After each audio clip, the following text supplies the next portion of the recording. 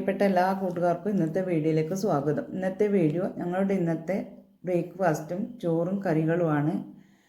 രാവിലെ എഴുന്നേറ്റ് അടിച്ചെല്ലാം വാരി കുളിയെല്ലാം കഴിഞ്ഞ് കിണ്ടിയെല്ലാം കഴുകി വെള്ളം കൊണ്ടുവച്ച് വിളക്കെല്ലാം വൃത്തിയാക്കി വിളക്ക് കത്തിച്ച ശേഷം അടുക്കളയിൽ അടുപ്പെല്ലാം കത്തിച്ചു.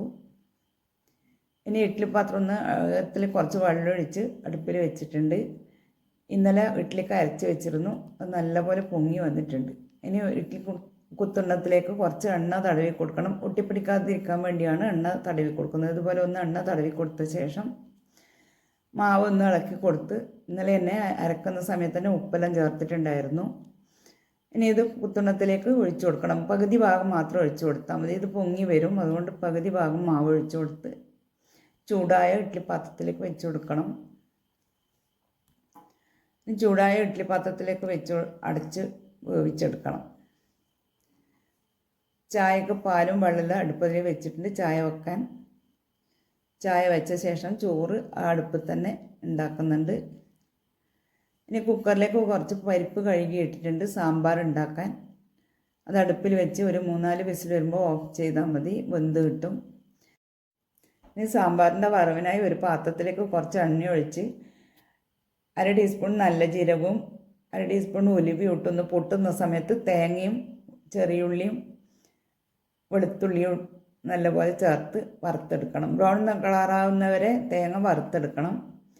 ഇതിലേക്ക് കുറച്ച് കറിവേപ്പില ഇട്ട് ഇനി ഇതിലേക്ക് പൊടികൾ ചേർത്ത് കൊടുക്കണം. 2 ടീസ്പൂൺ പിരിയമുളക് പൊടിയും 3 ടീസ്പൂൺ മല്ലിപ്പൊടിയും ചേർത്ത് കൊടുത്തിട്ടുണ്ട്. ഇനി ഇതിലേക്ക് കായത്തിൻ്റെ കട്ടയാണെങ്കിൽ ഈ സമയത്ത് ചേർത്ത് കൊടുക്കുക. പൊടിയാണെങ്കിൽ വറക്കുന്ന സമയത്ത് താളിക്കുന്ന സമയത്ത് ഇട്ട് കൊടുത്താൽ മതി. ഇനി അത് തണുത്ത ശേഷം നല്ലപോലെ അരച്ചെടുക്കണം. ഉണ്ടാക്കാൻ ഇടിച്ചക്കയും തക്കാളിയും വെണ്ടക്കയും മുരിങ്ങാക്കായും ഒക്കെ മുറിച്ചെടുക്കുന്നുണ്ട്. ഇഡ്ഡലി നല്ലപോലെ വെന്ത് വന്നു. 10 മിനിറ്റ് കൊണ്ട് തന്നെ വെന്ത് കിട്ടി. ഇനി അത് തണുക്കാൻ വെച്ച ശേഷം തണുത്ത ശേഷം ഇനി ഇതൊരു സ്പൂണ് കൊണ്ട് ഇതൊന്ന് ഇളക്കിയെടുക്കുക. ഇതിൽ നിന്ന് തണുത്താൽ വേഗത്തിൽ ഇത് കിട്ടും. ഒട്ടും ഒട്ടിപ്പിടിക്കൊന്നും ചെയ്യാതെ നല്ല സ്പോഞ്ച് പോലെയുള്ള ടേസ്റ്റുള്ള ഇഡ്ഡലി റെഡി ആയിട്ടുണ്ട്.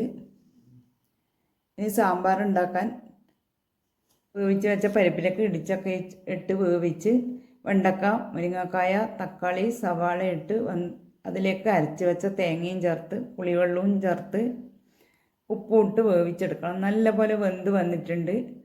ഇനി ഇത് വാങ്ങി വെച്ച് കടായിലേക്ക് കുറച്ച് എണ്ണ ഒഴിച്ച് കടുക് ഉലുവ നല്ല ജീരകം പൊട്ടുന്ന സമയത്ത് കറിവേപ്പിലയും പിരിയമുളക് പൊടിയും ഉലുവപ്പൊടിയും ഇട്ട് ഒന്ന് മൂക്കുമ്പം ഇതിലേക്ക് ഒഴിച്ചു കൊടുക്കാം. ഇതിലേക്ക് ഒഴിച്ചു കൊടുത്ത് ഒന്ന് ഇളക്കി കൊടുക്കണം. ഇളക്കി കൊടുത്ത് അടച്ച് വെക്കണം ഒരു 2 മിനിറ്റ്. നല്ല ഇടിച്ചക്ക സാമ്പാർ റെഡിയായി. സാമ്പാർ പൊടിയൊന്നും ചേർക്കാത്ത ഈ വറവും കൂടെ അതിലേക്ക് ഒഴിക്കുമ്പോൾ തന്നെ നല്ല സ്മെല്ലും വരുന്നുണ്ട്. നല്ല ടേസ്റ്റുള്ള സാമ്പാറാണ്. സാമ്പാർ പൊടി ചേർക്കാത്ത സൂപ്പർ സാമ്പാർ. ഇടിച്ചക്ക കിട്ടുന്ന സമയത്ത് എല്ലാവരും ഇതുപോലെ സാമ്പാർ തയ്യാറാക്കി നോക്കുക. ഇനി ഇന്ന് ചീര ഉപ്പേരിയാണ് ഉണ്ടാക്കുന്നത്. ചീര ചെറുതായി മുറിച്ചെടുത്ത്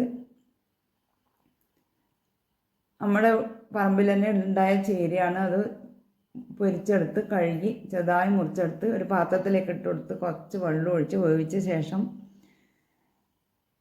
കുറച്ച് തേങ്ങയും ചേർത്ത് വെളുത്തുള്ളിയും വറ്റൽമുളകും താളിച്ച് ഇതിലേക്ക് ഒഴിച്ച് നല്ല ചീരപ്പേരി റെഡിയായി. ഇന്നത്തെ ചോറിൻ്റെ കറികൾ സാമ്പാറും ചീരപ്പേരിയാണ്. എല്ലാവരും ഉണ്ടാക്കി നോക്കുക.